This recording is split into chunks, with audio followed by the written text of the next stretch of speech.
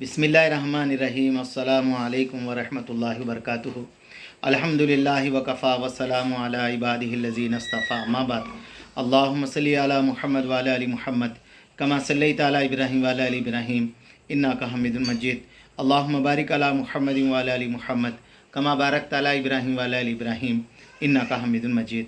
भाई दोस्त बुज़ुर्ग, आप लोगों को अल्लाह पाक खुश रखे, सलामत रखे, हिफ्ज़ अमान में रखे, आमीन। मेरे दोस्तों, मेरे बुज़ुर्गों, हमारे इस मुल्क जो हिंदुस्तान के अंदर इंसाफ भी ज़िंदा है। इंसाफ मेरे दोस्तों, मेरे बुज़ुर्गों, हर एक इंसाफ किसी के मज़हब का नहीं होता।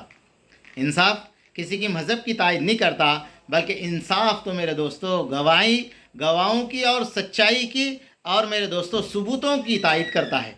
इसलिए मेरे दोस्तों, मेरे बुज़ुर्गों, आज हम सबको ये बात ज़रूर ख्याल रखना चाहिए कि अगर हमारे सामने किसी की हक़ तलफ़ी हो रही, हमारे सामने किसी पे जुल्म हो रहा, हमारे सामने किसी मज़हब के बारे में बुरा भला कहा जा रहा, तो हम सब के लिए ज़रूरी है कि हम क़ानूनी कार्रवाई करें।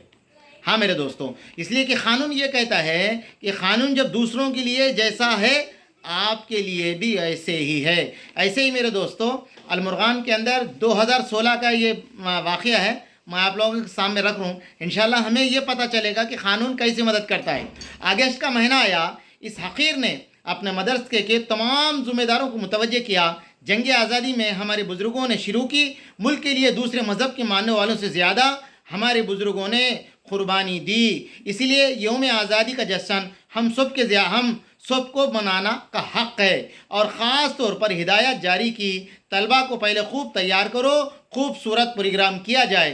सभी रफ़ीक़ों ने हक़ीर की ख्वाहिश का एहतराम किया। खूब तैयारी शुरू हो गई। खारिजे के मदरसे क़ासिमुल उलूम भी एक हफ़्ते तक रंगे में प्रोग्राम मनाए गए। 15 अगस्त से एक रोज़ पहले तैयारी बिल्कुल शबाब पर थी। 16 अगस्त को हिंदुस्तान के एक मशहूर अखबार में एक ख़बर पहुंची। 14 अगस्त को पाकिस्तान झंडा यौम मनाने का तौर पर मनाया गया। तो मेरे दोस्तों, क्या बोले, मनाया गया। इस हक़ीर ने मदरसों के ज़िम्मेदारों से दरख्वास्त की, हुक्काम से मिले, शिकायत करे, हुक्काम ने अपने तौर पे तहक़ीक़ करे।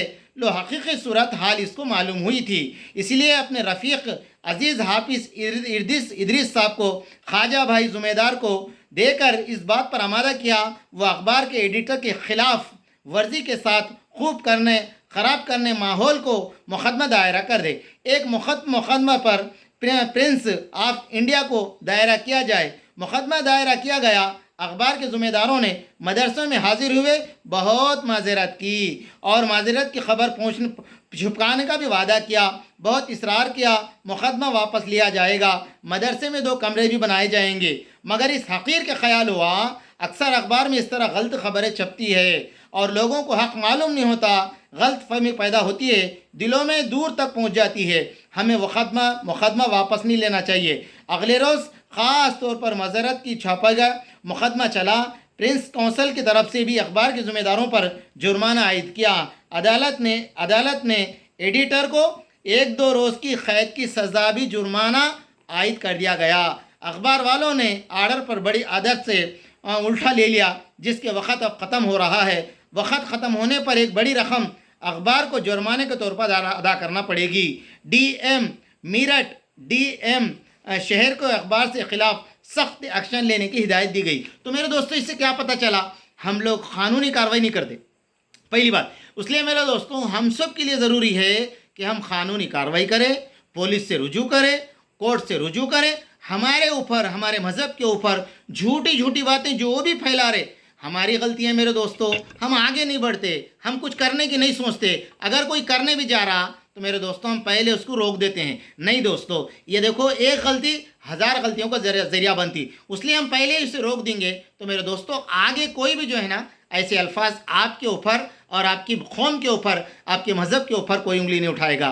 अल्लाह करे कि हमें ये बात अच्छी तरह समझ के दोस्तों इस पर अमल करना चाहिए। रब्बना तक़ब्बल मिन्ना इन्नका अंतस समीउल अलीम।